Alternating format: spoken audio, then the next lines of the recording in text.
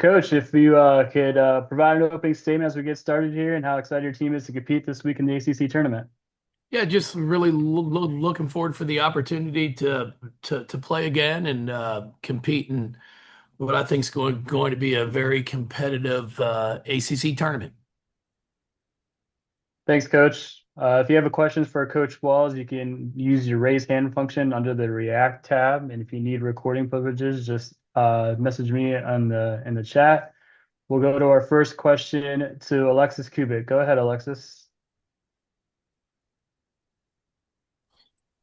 Oh, sorry, had to unmute.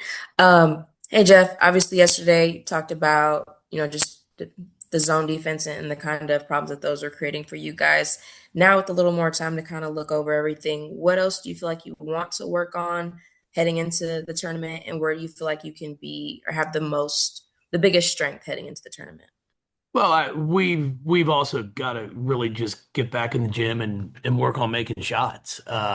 We missed some open shots again, and we're a team that when we've been playing well, it's not like we have to make tough shots. We just got to make open ones, and we have not done that in some critical moments and some big games.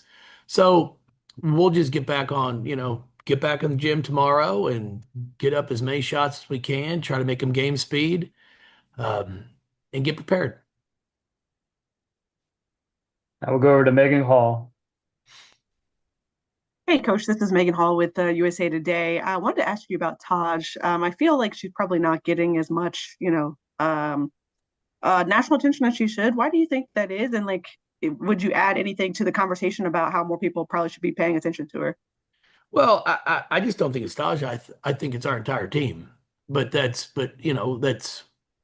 when we do work in women's basketball for the past. I mean, I've been in it for 30 something years. When we get a narrative, we stick with it.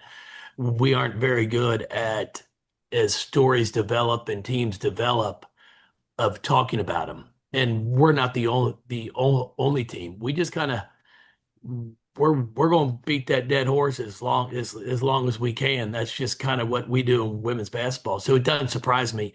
I think we started the season in the 20s and worked our way all the way up to six, and nobody was really talking about us. Taj is, a very good player, works hard, has led our team in assists. She passes the ball well. She's scoring the basketball as well.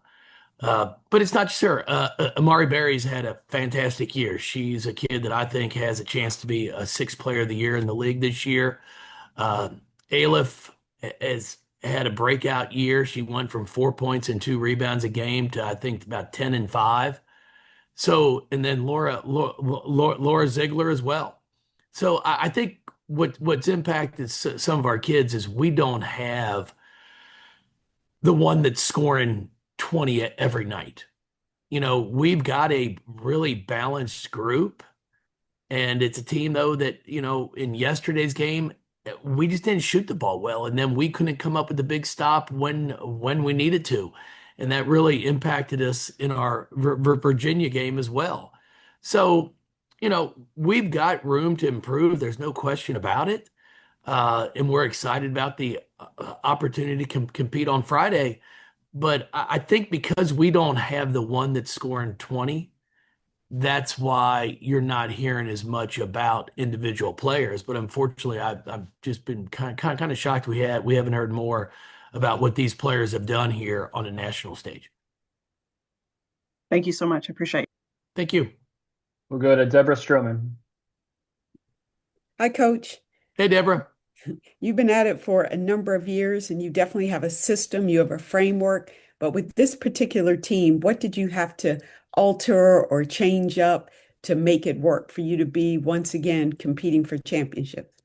Deborah, we really truly don't have a system here. It's not, I've never been a huge believer. Now, we do have a culture, uh, you know, hard work, being honest, just being a good person. But we adapt every year basketball wise to the personnel that we have. Now, we had a few years where obviously before the portal, where you have players for 4 or 5 years. Now you're just every year you're going to be adding most likely one or two, possibly three new players. So you figure out what you have, and then we're going to then adapt how we play to what our players do well. And for our team this year, and it's not a bad thing, we don't necessarily have a go-to player where it's like, hey, when the shot clock's running out, get it to Dana Evans, get it to Asia Dirk. But we've got a collection of very talented players, and we've just got to get back to just get into a better flow offensively.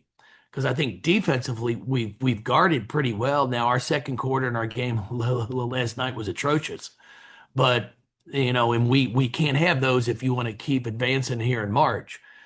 But overall, we just need to get back into a better flow, moving without the ball and passing the ball. We'll go to Raymond. Go ahead.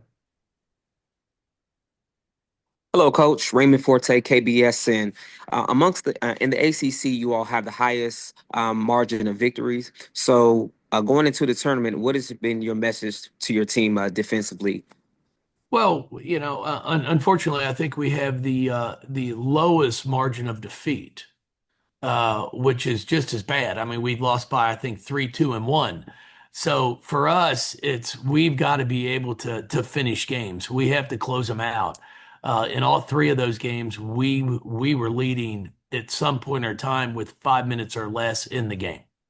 Our UVA game, we fought all the way back, take a lead twice in the last minute and a half, and couldn't come up with a stop.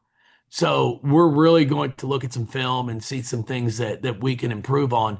And it's not just the last minute and a half, it's where are we giving up easy baskets because we lose focus, we get beat in transition, things that we can control early on in the game, so later in the game it doesn't show itself. Thank you so much. Thank you. Eric, real quick. Yeah, Jeff, it's such a final exam kind of game, college basketball, where everybody remembers the postseason. You've done a good job at kind of shaking things up, letting your team get into the postseason with a little different mindset. Do you have anything planned this week, or just keep working and keep going? Well, we have to get back to work. There's no question about it. But we are going to try and make sure that we're coming down there as loose as we can. We're going to try and have some fun here the next few days of practice. But at the same time, we know there's work in front of us. We're not playing great basketball right now, but we're not playing bad basketball. I mean, that's the thing. Everybody's like, what's wrong? I'm like, guys, we're one possession in 3 games away from being undefeated in this league. But at the same time, we still are 15-3. So we've got to figure it out at the offensive end. I think that's our biggest problem right now is just getting the ball moving, looking to score, looking to be a factor, and not just existing at the offensive end and being a passer. Thanks, Coach. We look forward to seeing you in Duluth. Thank you all. Appreciate it.